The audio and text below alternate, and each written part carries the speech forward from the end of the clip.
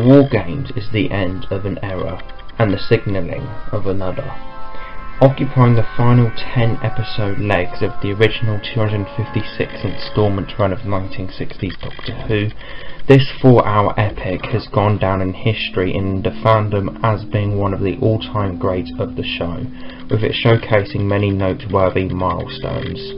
Those being the end of the second Doctor, Jamie and Zoe TARDIS team, the end of Black and White Doctor Who, and the introduction of the Time Lords, as well as the secondary generation in the show. Over the years, this story has grown and grown in popularity, with it even getting a rather complexly laid out sequel series within the ranges of books later on by one of the original writers, Terrance Dicks, which, from the two I've read, check out my reviews, I would say was rather underwhelming. People have praised this story for decades, now holding it high as one of, if not the greatest Patrick Troughton story, the greatest 60s story, or some going even further and declaring it as the greatest Doctor Who story of all time.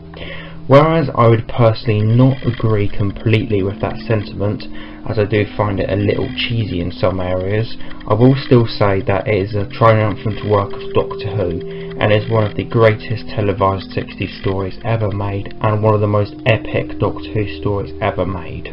Which, I would say, arguably, is more epic in some certain respects than its most obvious comparisons to Dalek's Master Plan. And if we had to go down the route of needlessly comparing stories here, this is essentially the Dalek's Master Plan of the second Doctor era in my view. Is it as good? Very close, near enough tied, but slightly better in my view. Like with that story, it is very grandiose and epic with its plot and overall conceptualization of ideas, with one of the biggest roller coasters of Doctor Who's storytelling, which is inclusive of some of the greatest cliffhangers of all time, such as the ones to episodes 2 and 9. With a story this long at 4 hours and 10 episodes, you'd think it would need a lot to justify that, and I would say that it did justify it very well. Parts of me want to say that areas of 6, 7 and 8 were a bit padded, but I still would say that I enjoyed what they presented and built up to the epic episode 9 and even bigger episode 10 very, very well.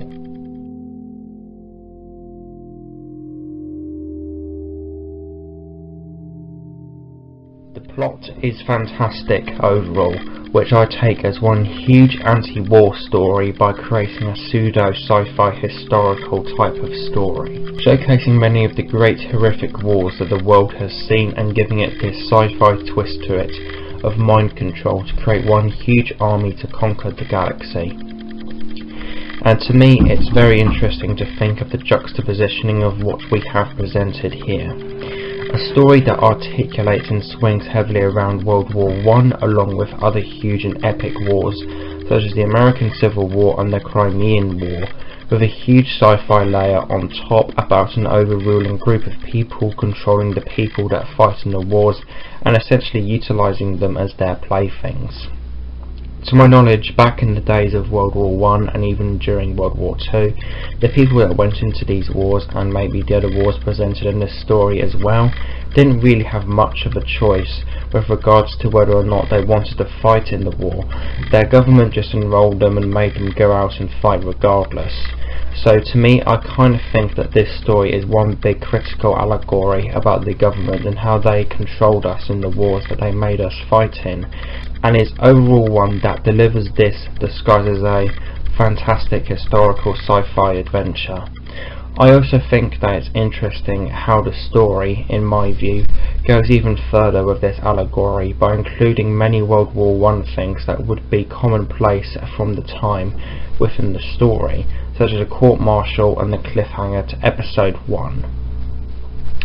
And also with the Sid Rats, I think they are known or referred to as outside of the story, the travel machines that the aliens use in this story, which to me show and articulate a point within this massive metaphor about how the government can just so easily roll out soldier after soldier into whatever war they want.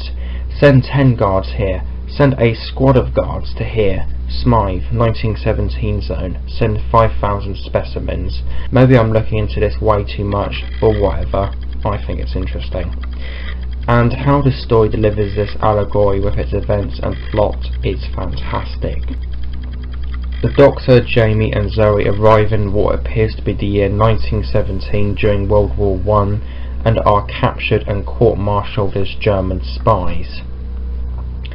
The story itself starts off very mysterious and with very little sci-fi elements initially in episode 1, leaving a lot to question, with the answers being entwined within the next instalments.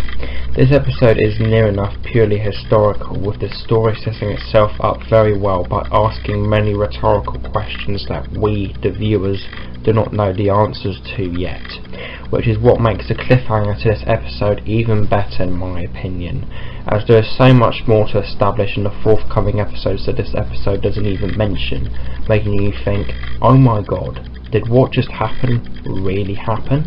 Making this cliffhanger so unbelievably powerful overall. Episodes 2 and 3 establish much more of the story, and this is where it really starts getting into gear, I would have said, with things like the resistance being established as well as the mist barriers, the things connecting every one of the different wars within the story, with the sci-fi elements really being brought into the fold in these episodes. One of my favourite sci-fi bits from these parts is from episode 2, being the home video screen scene, where Zoe shows the Doctor, Jennifer and Carstairs the video screen communicator, the latter two coming to terms with it, and the following shot of Smythe and the guard looking down on the screen at the other end of the communicator through the control table. The way this scene or moment is made and constructed is just incredible. However, it is not even the best moment of this episode, that being the almighty cliffhanger that it holds. The way this cliffhanger is built and progresses is just simply godlike. The way the ambulance rolls through the mist barrier into the Roman zone, and it seems so peaceful and tranquil to start off with things such as sheep bleating in the background, and then you get the shot of them on the hill and the Roman chariot charging towards them, and then you get the panic as Carstairs can't start the ambulance, and then you get this epic fanfare symphony type of music in the background, and all of this folds together and plays out to create one of the most epic and intense cliffhangers in the show's history. This is one that I cannot even begin to describe how brilliant it is. It is truly masterful and is easily in my top 5 cliffhangers of all time. But it isn't the end of great cliffhangers this story has. Episodes 6 and 9 also have some of the most mind-blowing cliffhangers to them. Not going into much detail here, but episode 2 and 9 have some of the best cliffhangers in the show, and possibly the greatest purely from the perspective of how they utilise the accompanying music to intensify and carry their events. 10 episodes that this story has truly does take us on a ride in my opinion, with it starting off with the generally rather anomalous and mysterious episode 1, and then allowing several layers of the overall story being built up upon the setup, with many of the sci-fi elements being introduced within episodes 2 and 3, which in turn expands the story's epic nature even more. Episodes 4, 5, 6, 7, 8 and 9 is the main bulk of the adventure, I would say, with the Doctor trying to figure out and stop the people orchestrating the war games on the unspecified alien planet, with us being introduced to the 3 main villains of the story: the War Chief, the Security Chief and the Warlord, all of which are played to perfection by their actors Edward Brayshaw, James Bree and Philip Maddock. I would also say that it makes good use of the runtime overall with these episodes, as we get a whole host of thrills. The serial allows itself to breathe and takes its time with it exploring many of the different wars that its plot has presented. It in turn uses them and presents us with some truly great action moments, such as the chateau scenes in episodes 7 and 8, as well as Carstairs versus the American Civil War soldiers in episode 3. We also get many wonderful characters within these episodes, even if their involvement may be brief, such as Moore, played by Patrick Troughton's son David, who appears in episode 6, and Michael Napier Brown's rather over the top, pretty cheesy and very, very sexist towards Zoe Arturo Villar. Not to mention that there are also many incredible and fantastic scenes within these episodes, with one of my favourites being the one in episode 8 where the war chief tries to persuade the docs into siding with him, which is helped out not only by Edward and Patrick's performances, but also with some truly incredible dialogue. You may have changed your appearance, but I know who you are. We are one and the same. I'm not the cold-hearted villain you suppose me to be. And I will say that overall the story has a knack for some amazing dialogue, and near enough every single episode has memorable lines and fantastic quips of humour here and there. Episode 1. What were you doing? Trying not to get killed. Episode 2.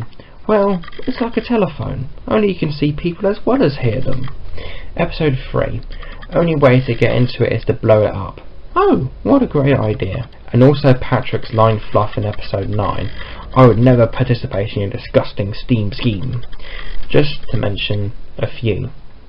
Episode 9 ties up many of the overarching plot lines that the story had and sets up towards the rather unique, albeit incredible and perfect finale of episode 10. I love the whole closing moments to this episode and the general last 10 minutes of it, mainly because of the realisation that the Doctor has to call the Time Lords and the War Chief's great distaste towards what he is doing, as well as the epic ways it concludes and ties up its sweeping plot threads. Not to mention the almighty cliffhanger that this episode has, with the Doctor, Jamie and Zoe struggling towards the TARDIS under the influence of the Time Lords, which is helped more by extremely foreboding and wonderful music that it has, a great end to the main storyline and a wicked setup towards the godly episode 10. So after 9 episodes and over 3 hours of action and adventure, how does this saga end? It does so with one of the greatest singular episodes in the history of the show, which provides a very unique, albeit extremely satisfying finale. This final episode is bound to be one of the most unique ending episodes to any Doctor Who story one can ever watch, for obvious reasons. Since the very first Doctor Who story, we knew that the Doctor was an alien from some far off distant planet, but never had much more than that. In the 16th story we saw another of his race in the Time Meddler, the same character of which would return one-off later on.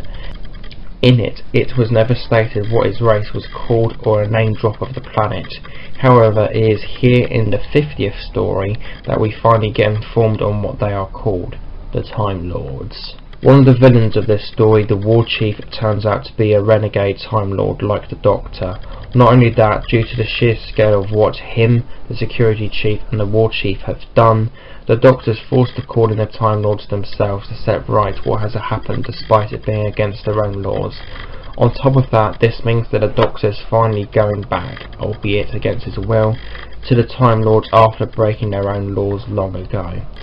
And as such, we get to see the first TV appearance of what would later be known as Gallifrey, with, near enough, the whole of this episode dedicated to that, and is just amazing. Packed with memorable moments such as the opening 5 minutes of the Doctor, Jamie and Zoe trying to escape the Time Lords, which sets up the following 20 extremely well.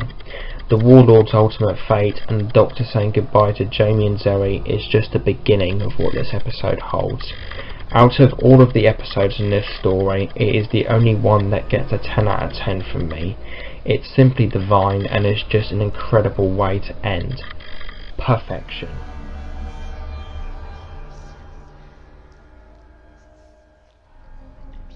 Just to begin with the other characters within this epic. The second Doctor is absolutely fantastic here, and Patrick really gives it all for his final story until his return, and until his next return after that. Oh, did I mention the one after that? The Doctor brings so many wonderful moments to this story, such as the many wonderful lines that he brings, such as the one in the first part where he says that him and his companions were trying not to get shot. With probably my favourite moment from him for me being the confrontation he has with the War Chief in episode 8, not to mention his trial stuff in episode 10 is fantastic. Absolutely incredible performance here overall, and you can tell that Patrick got on well with the other actors within this story. He has such a strong screen presence throughout in this story and works so well with the other actors whenever he's on screen with them. Again, I would like to highlight the moment he has with the War Chief in episode 8. I love the whole way the scene starts and the Doctor's casual, disinterested nature to what the War Chief has to say, which is helped and carried by Patrick's performance.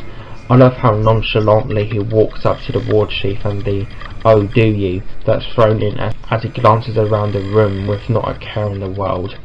Patrick here keeps the Doctor's voice extremely relaxed and flat until the conversation brings up the intentions of the war games, and he kicks up a bit with "no objective can justify such slaughter."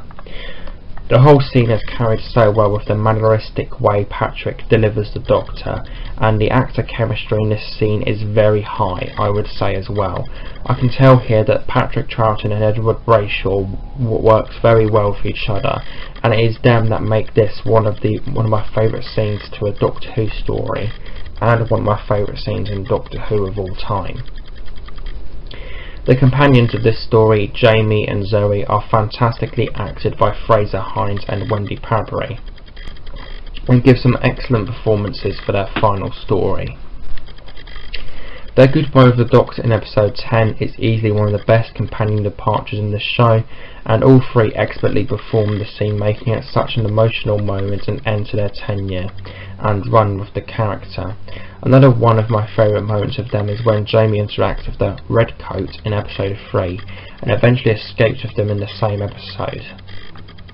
Within this story, we also have the excellent characters Jennifer and Carstairs, as played by Jane Sherwin and Dave Saville, both of which deliver some excellent moments to this story and are great overarching characters, with their chemistry greatly being built up through the story.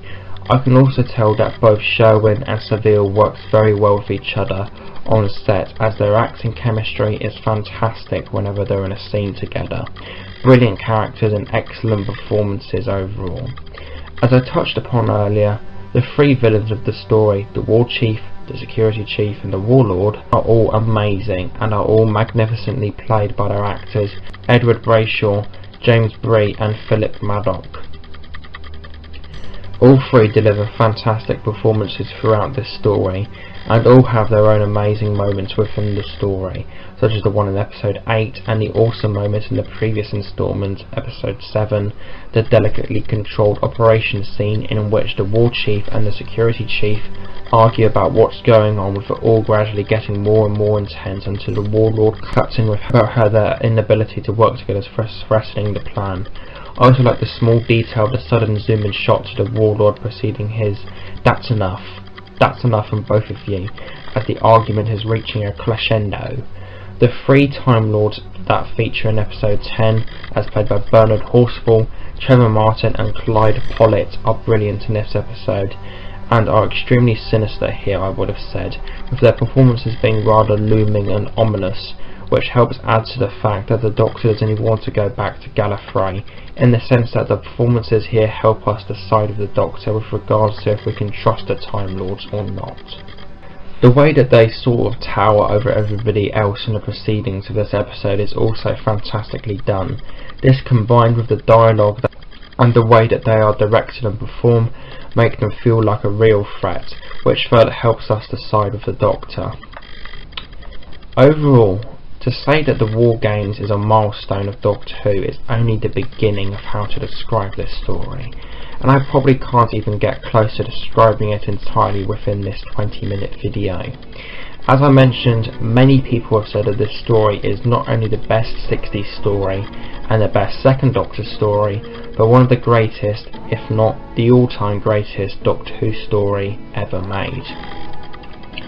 Whereas I wouldn't quite go that far with regards to describing it, as I personally do find it to be kind of cheesy with the hypnosis and Arturo Villar moments, it is still very hard to deny that this is an extremely significant story, not only with regards to the continuity of the show but how it overall achieves its ideas. This is another tale that really goes to show how powerful 60s Doctor Who was with regards to the ideas and concepts. Its allegorical nature is incredible, the cliffhangers can be astounding, and the action scenes can be mesmerising. This is a truly incredible way to end 1960s Doctor Who, and it's one of the best finale stories ever to be created, and I'm very happy to award the War Games a 9.5 out of 10 overall.